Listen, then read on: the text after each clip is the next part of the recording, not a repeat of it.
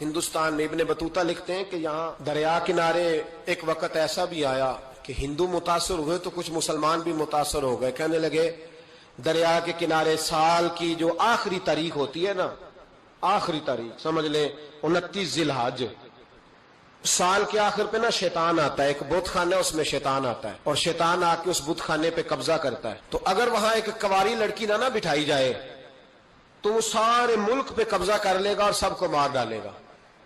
لہذا ایک لڑکی کی بلی چڑھائی جائے گی، اس کو بٹھایا جائے گا بت خانے میں رات کو. وہ کنواری لڑکی ساری رات وہاں بیٹھے گی، صبح جب لینے جاتے تو لڑکی مری ہوتی. شیطان آیا ہے تو اس کو نہ یہ دینی ہے، تو تب اس نے جان چھوڑ. یہ رسم تھی.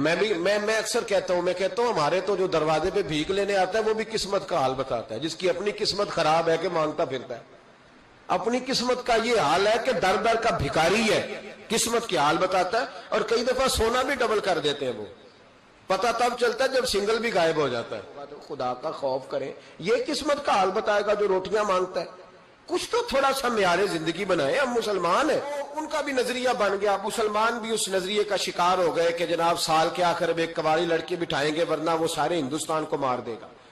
ایک حافظ ابو البرکات رحمت اللہ علیہ نام کے بزرگ ہوتے تھے اور سلسلہ عالیہ چشتیہ کے شیخ بھی تھے، لیکن اللہ کی قدرت یہ تھی کہ ان کے چہرے پر داڑھی اور مونچھیں نہیں آئی. کچھ لوگوں کے نہیں نہ آتے بال، کیا کہتے ہیں ان کو؟ کھودے، وہ ہمارا ایک لفظ ہے، بولتے ہیں پنجابی میں. ان کے چہرے پہ داڑھی نہیں تھی.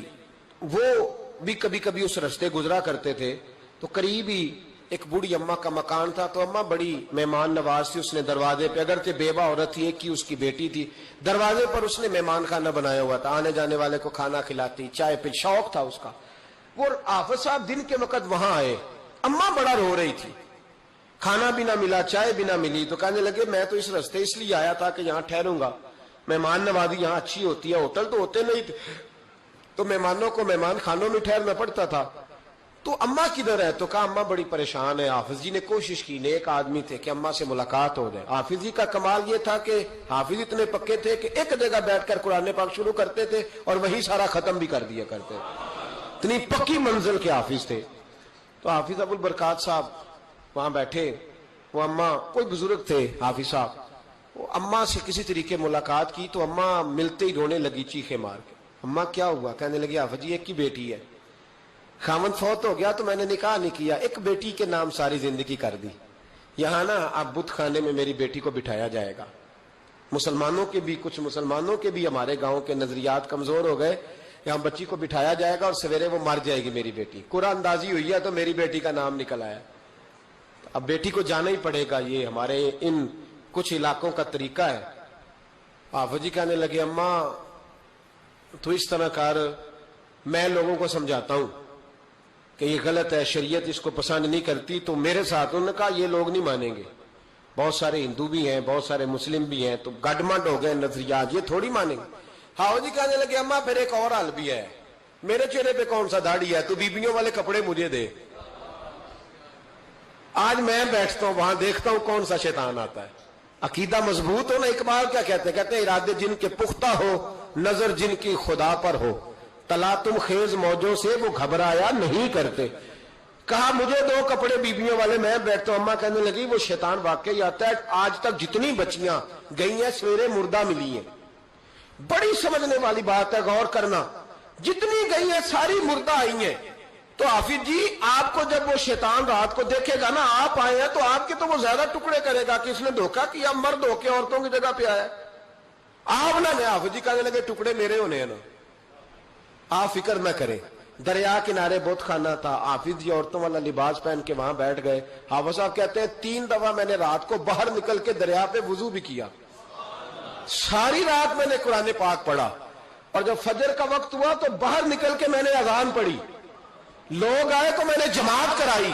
اور فرماتے ہندو مسلمانوں سب کو بلا کے میں نے کہا کہ اگر آج کے بعد شیطان نہ آئے تو ہندو کلمہ پڑھتے ہو سارے؟ انہوں نے کہا جی پڑھتے ہیں. فرمایا لو پھر میں بالکل صحیح سلامت آ گیا، کوئی شیطان نہیں آیا. کہتے ہیں سب ٹھیک ہو گیا. اب لوگ کہنے لگے اب جی بات تو آپ کی ٹھیک ہے پر وہ بی بی کیسے مر جاتی تھی؟ جس کو ہم رات کو بٹھاتے تھے سویرے مردہ ملتی تھی تو اس کو کون مارتا تھا اگر شیطان نہیں آتا؟ حافظ جی سمجھانے لگے کہ شیطان وسوسہ دیتا ہے پر زندگی موت اس کے ہاتھ میں وسوسہ دیتا ہے، جتنی اس کو گنجائش ہے وہ کرتا ہے. کہا پھر وہ بی بی کیسے مرتی تھی؟ تو حافظ جی نے ایک بہت بڑی بات سمجھائی. کہنے لگے اصل بات یہ، جس آدمی کو پتا ہونا میں نے سویرے مر جانا ہے وہ ڈر سے ہی مر جاتا ہے. جس کو پتا ہونا کہ میں یہاں مرنے آیا ہوں تو وہ ڈر سے ہی. فرمانے لگے اس کا عقیدہ کمزور ہو جاتا تھا، وہ نفسیاتی طور پر سمجھتی تھی کہ میں نے مرنا ہی مرنا ہے، تو خوف ہوتا تھا، کوئی قریب نہیں آتا تھا، دریا اور جنگل دائیں بائیں، تو صبح تک اس عورت کا دل بند ہو جاتا تھا، تو وہ خوف سے ہی، اسے کوئی شیطان نہیں مارتا تھا. تو فرمانے لگے جن لوگوں پر خوف طاری ہوتا ہے نا انہیں کوئی بھی نہیں مارتا، وہ اندر کے خوف سے ہی مر جاتے ہیں. اندر کے خوف. بہت سارے لوگ ایسے ہیں جو نفسیاتی طور پر مر گئے، اندر کے خوف سے وہ لوگ مر گئے، اس لیے کہ وہ اپنے آپ کو مضبوط نہ کر پائے. اندر سے مضبوط کریں اپنے